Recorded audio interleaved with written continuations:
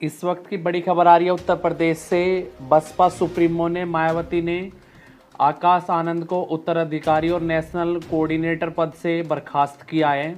परिपक्वता का भाव बताकर हटा दिया गया है। दिल्ली एक्साइज पॉलिसी मामले में दिल्ली के मुख्यमंत्री अरविंद केजरीवाल को फिलहाल जमानत नहीं मिली है, लेकिन सुप्रीम कोर्ट इस मामले पर गुरुवार या अगले हफ्ते सुनवाई कर सकता है। अरविंद केजरीवाल की न्यायिक हिरासत 20 मई तक बढ़ गई है। कांग्रेस संसदीय दल की अध्यक्ष सोनिया गांधी ने कहा, आज देश में हर कोने में युवाओं की बेरोजगारी है। मेरे प्यारे भाइयों और बहनों, आज देश के हर कोने में युवा बेरोजगारी, महिलाएं अत्याचार, दलित, आदिवासी, पिछड़े और माइनॉरिटीज भयंकर भेदभाव झेल रहे हैं। ऐसा माहौल प्रधानमंत्री नरेंद्र मोदी और भाजपा की नीयत की वजह से है। उनका ध्यान किसी भी कीमत पर सिर्फ सत्ता हासिल करना है। राजनीतिक लाभ के लिए नफरत को बढ़ावा दिया है। कांग्रेस पार्टी और मैंने हमेशा सभी की तरक्की और वंचितों को न्याय दिलाने के साथ देश को मजबूत करने के लिए संघर्ष किया। आज मैं फिर आपका समर्थन मांग रही हूँ। हमारा न्याय पात्र और हमारी गारंटी का मकसद भी देश को एकजुट रखना और गरीबों, युवाओं, महिलाओं, किसानों, श्रमिकों और वंचित समुदाय को ताकत देना है। कांग्रेस और इंडिया गठबंधन संविधान और लोकतंत्र की रक्षा के लिए समर्पित है। सभी के उज्जवल भविष्य के लिए कांग्रेस को वोट दे और साथ मिलकर मजबूत और एकजुट भारत बनाए। उत्तर प्रदेश की जौनपुर सीट से बीएसपी ने धनंजय सिंह की पत्नी को लोकसभा उम्मीदवार बनाया था, लेकिन ऐन मौके पर बीएसपी ने वहां से उनका टिकट काट दिया। इसको लेकर धनंजय सिंह की पहली प्रतिक्रिया क्या आई है, आइए सुनते हैं।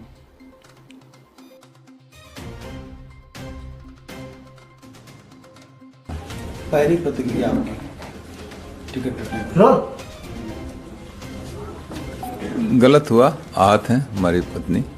मुझे कोई बहुत ऐसा नहीं कि बहुत आश्चर्यजनक घटना है। मैं पहले भी 3 बार मेरे साथ ऐसी घटना घट चुकी है। मेरी पत्नी के लिए पहली घटना थी, श्रीकला जी के लिए वो आहत हैं। सारा ठीक रहा, आप लोग पर फोड़ा जा रहा है कि आपने मना कर दिया, उनको चारा नहीं मिला। नहीं, मैं भी सुन रहा था कि दबाव में ये वो ऐसा। बहुजन समाज पार्टी मुझे बहुत कायदे से जानती है और ख़ास तौर से बहुजन समाज पार्टी की जब सरकार रही, बहन जी जब मुख्यमंत्री रही 2002 में, तब भी मुझे 1 साल जेल रखा गया। हम लोगों को 10-12 मुकदमे ला दे गए। तब तो हम लोगों ने कोई मेरी माता जी का निधन भी हुआ था उस समय। हम लोग तो कहीं कंप्रोमाइज़ नहीं किए ना। तो बसपा, कम से कम बसपा के लोग जो बोल रहे हैं, अभी खरवाड़ जी हमको लगता है नए नए आए, उन्हें जानकारी नहीं है, इस तरीके की भाषा बोल रहे हैं। ठीक है, अपने पार्टी को डिफेंड करना बहुत से और भी तरीके, लेकिन दूसरे को डिफेम मत करिए। फिर 2007 से लेकर 12 में सरकार रही, उस समय हमारी सरकार से हुए वैचारिक मतभेद रहे। आपने देखा हमारे ऊपर मुकदमे लाद के मुझे बंद किया गया इसी जौनपुर जेल में। 2012 के चुनाव से पहले ये कह दिया गया कि धनंजय सिंह ने माफ़ी मांग ली। हमने कहा ना कोई गलती किया ना कोई माफ़ी मांगे। हमारी भारतीय परंपरा, अगर शरीर भी टच हो जाता है हम लोग कहते हैं बेटा सॉरी या कोई क्षमा मांग लेते हैं, लेकिन जब तक गलती नहीं होती तब तक कोई वो नहीं होता है। और लोकतंत्र के सब जुमले नहीं हैं। तब भी हम लोग उसको किए थे। और हमारे, आपको ख्याल होगा 2011 में मुझे जौनपुर आने से रोका गया, धारा 144 लगाई गई थी, लेकिन मैं आया। क्या मैं दबाव डर गया था क्या पुलिस के उस समय की सरकार, तत्कालीन सरकार से?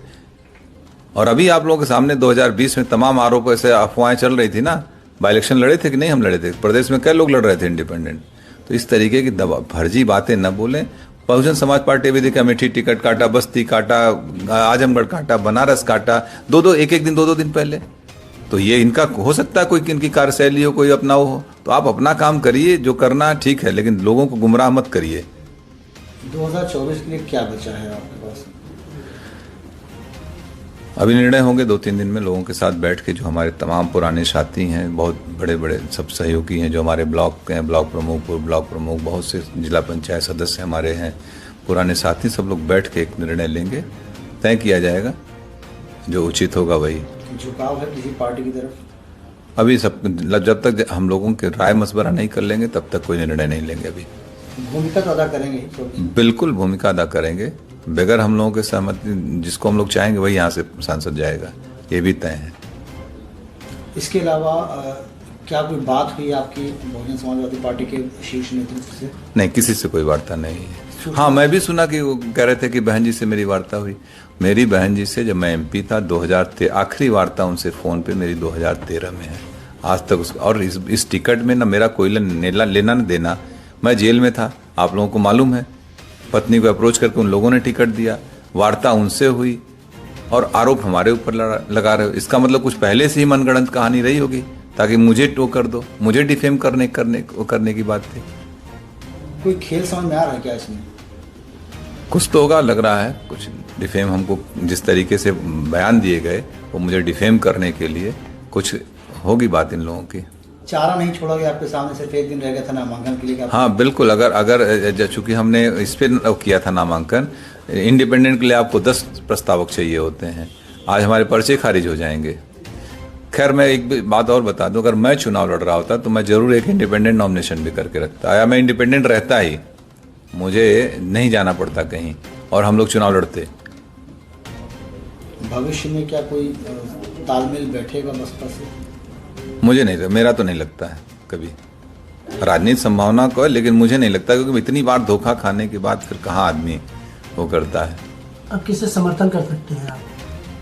ये भविष्य का सवाल है। मैंने अभी कहा कि अभी हम अपने सारे लोगों के साथ बैठेंगे, जिम्मेदार साथियों का, यही नहीं पूरे जौनपुर, पूरे दोनों हमारी लोकसभा, सभी जनपद के सभी लोगों के साथ हम लोग बैठेंगे। जनपद में कम से कम हम लोगों के 2, 2.5, 3, 4 लाख लोग अपने हैं, जहां हम लोग चाहेंगे वहां मत करेंगे। ये सबसे मिलके बैठ के बात। अब आपको धोखेबाज बता रहे हैं कि उन्होंने एक दिन पहले ही कहा कि अब आप हमारी पत्नी चुनाव नहीं लड़ेंगी, इस तरीके का बयान आपने उनको। इसका जवाब दे दिए यार। अब कौन कह रहा है? कितने बड़े लोग हैं? कोई बचा है बसपा में? क्यों ऐसी बात कर रहे हैं कि एक अकेली सीट जौनपुर की थी जिसको लेकर बसपा चर्चा में आ गई। 5 जगह और टिकट काटे, कोई चर्चा है? इतनी माइक लगा कोई पूछने गया कहीं? खाली जौनपुर की वजह से ना, जौनपुर की वजह से चर्चा में, धनंजय सिंह की वजह से बसपा चर्चा में, बसपा की वजह से धनंजय सिंह चर्चा में नहीं है। प्रणाम। ये जौनपुर लोकसभा सीट से निर्दलीय उम्मीदवार अमित कुमार सिंह हैं।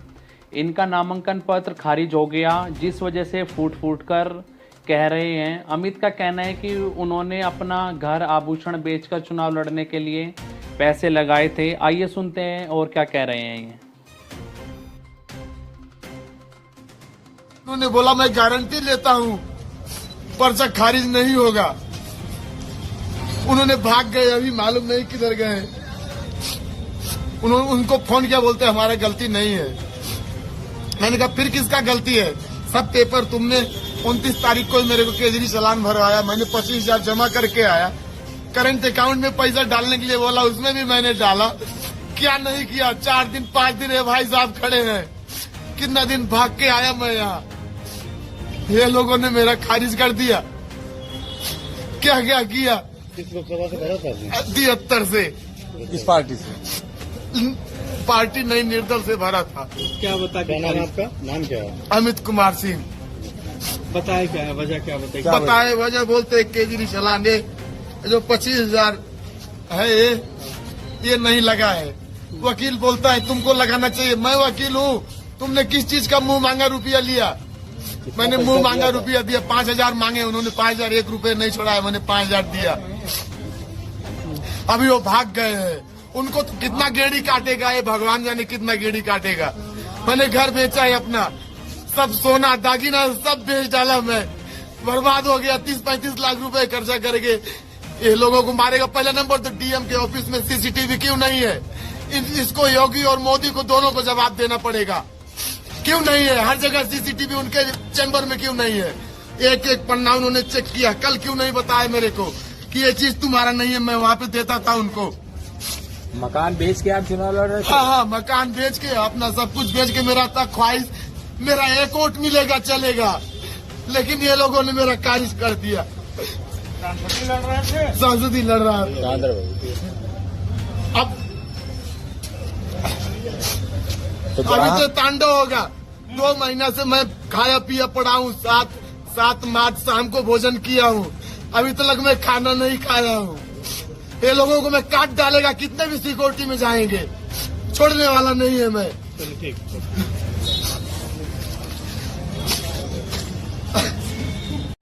वोटर कार्ड चेक करने का अधिकार पोलिंग कर्मियों का है, पुलिस का काम नहीं है। वोटर्स को जाने दे, वोट डालेंगे या रिजेक्ट होगी, ये पीठासीन अधिकारी बताएगा। यह कहना है आईपीएस अधिकारी अनुकीर्ति शर्मा का।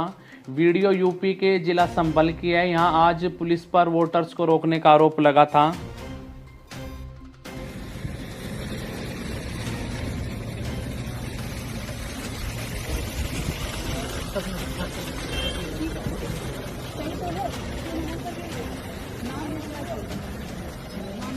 वो आगे जाके चेक करेंगे तो आधार तो सही है ना, इसमें भी सन ऑफ वाइफ ऑफ अपनी नहीं है, वो अंदर जाके चेक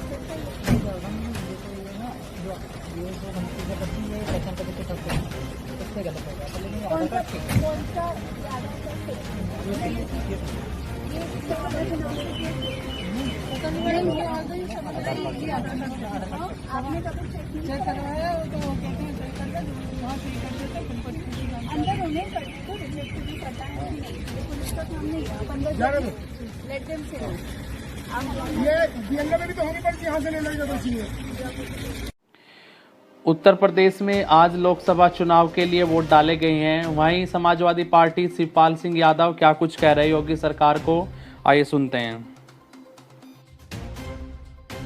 इतनी भी क्रूरता से ये जो चुनाव चल रहा है और जनता तो वोट कर रही है, लेकिन जितने भी पुलिस अधिकारी से लेकर के जिला प्रशासन से लेकर के जितनी क्रूरता से जनता के साथ जो व्यवहार और जो वोट परसेंटेज को रोका जा रहा है, तो देखिए इनको ये पता नहीं है कि सरकारें बदलती हैं और जब सरकार बदलेगी तब इनको पता चलेगा कि कितना इन्होंने जो लोकतंत्र का ये पर्व है और जनता वोट डालना चाह रही, ये देखिए बीएलओ से पर्चा छेड़ करके पुलिस अधिकारियों ने बदायूं से लेकर के यहाँ मैनपुरी और खासकर हमारे जसवंत नगर में परसेंटेज वोट बढ़ने ही नहीं दे रहे हैं। तो ये 40% जैसे हुआ, तो इतनी क्रूरता के साथ उन्होंने यहाँ पर जो वोट एजेंट हैं, अभी सैपई थाने में देख आइएगा, वहाँ वोट डालने जा रहे थे लोग, उन्हीं को पकड़ के बैठा दिया। क्या ऐसा पहले कभी नहीं हुआ था? ऐसा तो कभी नहीं हुआ है, पहली बार हो रहा है। और पता चलेगा जब सरकारें बदलेंगी कैसे निष्पक्ष चुनाव होता है, और इन अधिकारियों को पता फिर चलेगा कि कैसे निष्पक्ष चुनाव होता है। हमने तो आयोग में भी इनकी कंप्लेंट की है कि ऐसे जो कर्मचारी हैं, ये अधिकारी हैं, इनके खिलाफ जरूर कार्रवाई करें। आदित्य को धरने पर बैठना पड़ गया। शिवपाल जी, आदित्य यादव धरने पर बैठ गए हैं, ये नौबत क्यों आ गई, क्या लगता है आपको? जबकि वहाँ पर तो देखिए जैसे ही अल्पसंख्यक और खासकर यादव वोट जैसे ही आता है वैसे ही लाठी, और वहाँ पर मुस्लिम महिलाओं के साथ जैसे ही लाठी चार्ज किया है और भगा दिया है। और वहाँ से देखिए आकाश आनंद की वो स्पीच जिसकी वजह से उनका राजनीतिक कैरियर शुरू होते ही ख़त्म होने का कगार पर आ गया। आपको बता दें 28 अप्रैल को आकाश आनंद ने सीतापुर में रैली में कहा, ये आतंकवादियों की सरकार है, इस सरकार को हटाना है और मायावती जी को प्रधानमंत्री बनाना है। इसी रैली को आधार बनाते हुए बीजेपी ने इनके खिलाफ एफआईआर दर्ज कराई। अब आप सुनिए इन्होंने क्या कुछ कहा था। चलाता है साथियों, इन सरकारों ने भाजपा की सरकार बुलडोजर की सरकार नहीं, यह आतंकवादियों की सरकार है। अपनी आवाम को गुलाम बनाकर रखा है। ऐसी सरकार का समय आ गया है अब खत्म होने का। और यहाँ पर बहुजन समाज पार्टी की सरकार बनाकर बहन जी को प्रधानमंत्री बनाकर यहाँ पे उत्तर प्रदेश में बहुजन समाज पार्टी का राज कायम करने का।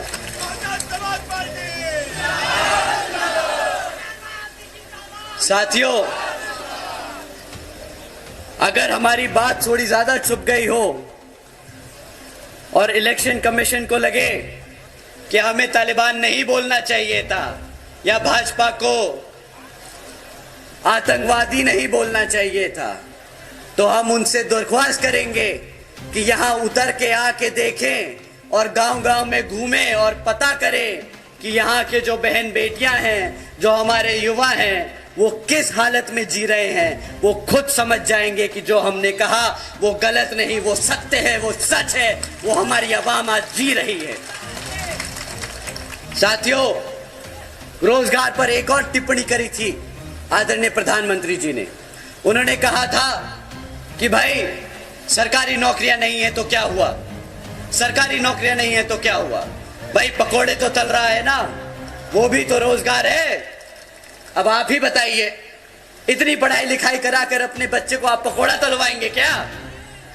बहुजन समाज पढ़ा लिखा समाज है, वो पकोड़े तलने के लिए नहीं पैदा हुआ है। वो यहाँ अपने भारत की संविधान के आधार पर चलकर अपने भारत को आगे बढ़ाने का काम करेगा। बहुजन समाज पहला सवाल लटकाए। इतनी तेज धूप में आप हमें यहाँ सुनने आए हैं। हमारी माताएं बहनें जो आज इतनी बड़ी संख्या में यहाँ मौजूद हैं, हमारे सभी युवा साथी जो आज इतनी गर्मजोशी के साथ यहाँ मौजूद हैं, हमारे सभी बड़े बुजुर्ग, हमारे सभी संत, आप सभी को तहे दिल से धन्यवाद कि आप इतनी कड़ी गर्मी में हमें सुन रहे हैं। तो आपको तहे दिल से धन्यवाद। मायावती बहुजन समाज पार्टी को एक प्राइवेट लिमिटेड कंपनी की तरह चलाती है और इसीलिए जब जेब में आता है जैसे निर्णय करना चाहती है वैसा निर्णय कर लेती है, क्योंकि वहां तो एको अहम द्वितीयो नास्ति। मायावती जी जैसा चाहे वैसा निर्णय कर सकती है। आकाश आनंद जिस तरह से गैर जिम्मेदाराना बयान दे रहे थे और भारतीय जनता पार्टी को लेकर के जिस तरह की अपमानजनक टिप्पणी उन्होंने की थी, जनता के बीच में उनका बहुत आक्रोश इसको लेकर के पनपा था और मायावती जी ने इस बात को महसूस किया, इसलिए आकाश आनंद को तमाम जिम्मेदारियों से मुक्त करने का काम किया है। लेकिन मायावती जी जो बहुजन समाज पार्टी एक मिशन के रूप में माना करती थी, जो बाद में कमीशन में तब्दील हो गया है, क्या इसमें कोई बदलाव कर पाएंगी? क्या वो परिवार के इतर फिर पार्टी की कमान किसी सामान्य दलित को देकर के पार्टी को आगे बढ़ा पाएंगी? या आने वाले समय में जरूर देखा जाएगा कि मायावती जी के परिवारवाद के मोह से मुक्त हो पाएंगी। बीजेपी ने दिल्ली में लोकसभा चुनाव के प्रचार के लिए अपने स्टार की लिस्ट जारी कर दी है। इस स्टार में जो प्रचार करने के लिए नाम आए हैं उसमें अरविंदर सिंह लवली का भी नाम है।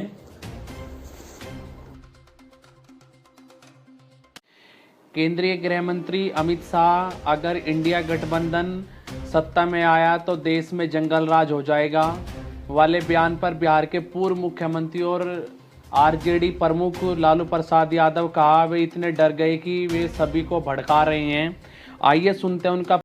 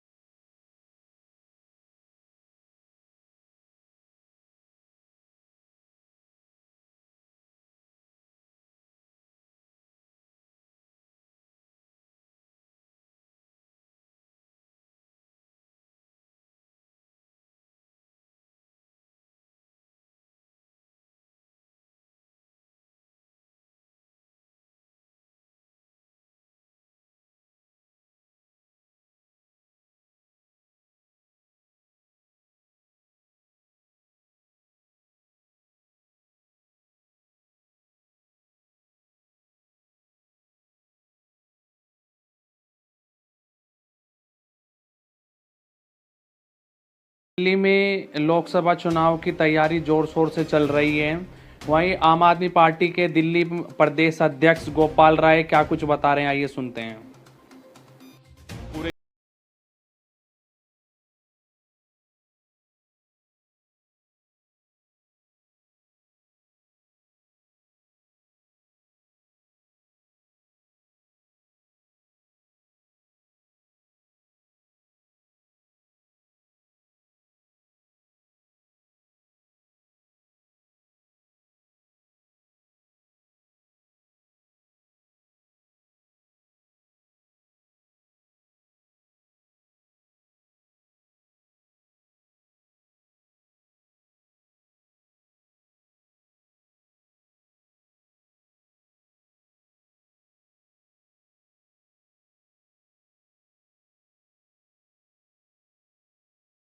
तारीख को जवाब देने जा रहे हैं।